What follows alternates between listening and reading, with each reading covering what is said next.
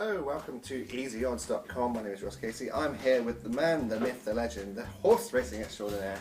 That is Jake Johns. He's had an absolutely brilliant week at Chester last week. We'll talk about that briefly, but first we'll let you know that we're talking about the Lockinge steak. Right, the guide to cooking a perfect steak. Hot pan. The secret here is to make sure that we literally sear the steak and not boil it. Steaks, not just the steak, the medium rare singular steak. Medium rare steak. We're going to do a cookery channel this week. Very nice Lockinge steak. Yeah. How'd you cook it? I've forgotten through it. Yeah. So yeah, we'll be talking about that. But firstly, let's go through the deal of the week with Coral. Opt in, bet £25 on horse racing or any sport, and they'll give you £10 in free bets every week with our friends at Coral. So that's a really good offer for an opening offer. If you don't have a Coral account, make sure that you open one up and get that offer ahead of the Lockinge Stakes at Newbury this weekend. But let's go back to last week, Jake, talk about Chester.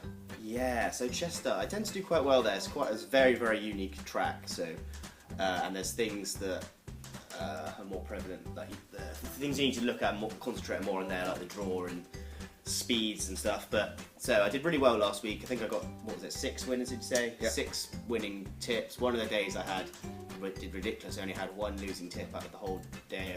Almost won the pick 6. Almost won the pick. I had the first 5 in the ITV7. That was insane. I didn't even realise until about a second before the second to last race went off. I was like, oh my god! But yeah, and I had 2 double stakes wins. One was at, one was at 5-2. One was at 11-2. I think I might have had 3 actually. I think I had another one at 11-2 as well. So that was good. I started doing double stake stuff as well on my tip of the day and and changing my staking plan slightly.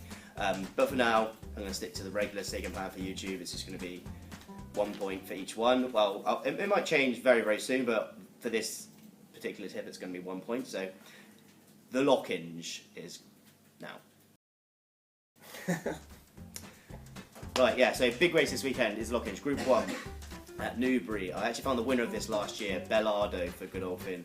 And the rain really, really fell last year, so that really helped him. And it's gonna fall again, apparently. The weather's very, very unsettled. The whole of York, it looks like it's going to be pretty soft, but at the moment it's holding on at York, so I reckon it might be, at the moment it's good to soft, but there's quite a bit of rain forecast, same with around here and at Newbury, so there's going to be a decent amount of rain, but it's not going to be crazy, I don't think, so it's not going to be like a bog, but it will be pretty soft probably.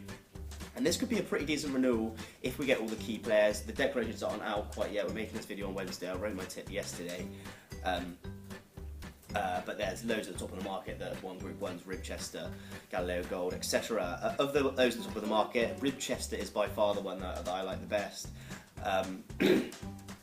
He started last season really well with the 3rd in the 2000 Guineas, but people really started taking notice of him, taking properly seriously when it was a very, very unlucky 3rd in the Sussex Stakes, where he absolutely bolted home at the finish.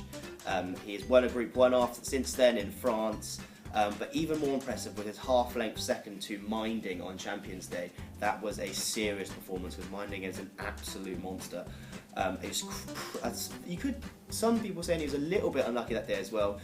He maybe should be a little bit shorter than 5-2, in my opinion. That's his best price at the moment. And I'm pretty confident that he'll be able to get the better of Galileo Gold once again. Okay.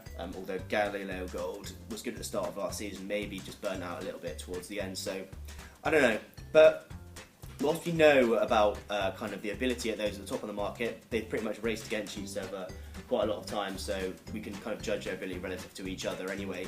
There's one that has entered a far less conventional route, and that is Acclaim, and that's the horse I like for this. Had a really, really good season last season, improved from a rating of 87 to 114, which is massive. Martin Mead, his trainer, started him off at as a 2-year-old and into the start of his 3-year-old season as a 6 furlong sprinter, but it became clearer and clearer that maybe a little bit further might unlock a bit of that potential because he's had serious potential. And that first caught my eye in the Hackwood. That was over 6 furlongs at Newbury. He got beaten by 4.5 lengths to Group 1 winning sprinter, the Tin Man, who's actually running at York today. See how he gets on. But he's a really useful horse. And he caught the eye that day massively because he was travelling. He travels so well. He's one of the best travellers, best 3-year-old travellers I've seen anyway for a while. And he's travelling with all his zest, but he just got going too late, got a little bit outpaced. and it just looked like Further was going to suit. And he also got checked a little bit in running that day. Now I take it forced interference a little bit. I take it on board quite a lot, so I think it does take a lot out of a run. And I think that even a tiny bit of interference like that can cause quite a big difference. And he got caught a few times then, so he could have got a little bit closer over a trip that was probably too short. Well, definitely too short now, we know it's too short. And the winner was a Group 1 winning sprinter. And that was at this track as well, so he's got form here just from that run, basically. He then took on a mile for the first time, straight from 6 furlongs to a mile. Doesn't happen that often. It doesn't work this well that often. And it was a fairly hot handicap at Ascot. The third was very talented, who actually tipped in the Cambridgeshire, and he came third in the Cambridgeshire as well. A humongous handicap at Newmarket. And he was seriously unlucky in the Cambridgeshire as well, because he had to run by himself.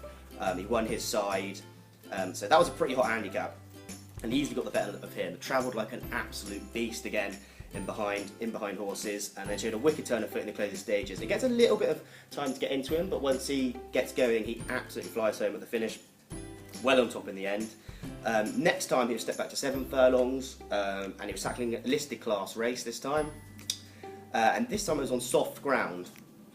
And I would probably say this race, Newbury, which he won, is probably his most impressive performance to date.